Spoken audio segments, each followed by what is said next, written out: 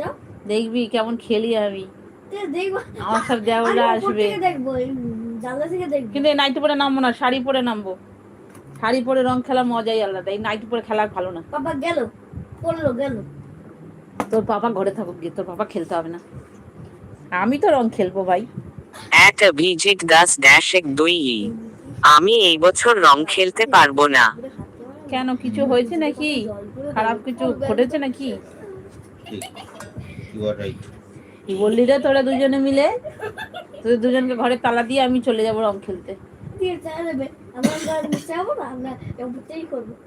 তুই তো বোকা ঢ্যাঁড়স, ভীতু তো তুই আর তোর পাপা ভীতু। কে করছে? আমি তো সবার সামনে গিয়ে রং খেলবো। তার মতন এসেছে ওই কি ফিচকারির মতন। কেন গো, কি হয়েছে তোমার? কোনো খারাপ কিছু ঘটেছে নাকি? এর আগের বারে @অভিজিৎ দাস-1-2 আমার বাবা মারা গেছে গত বছর। ও আচ্ছা।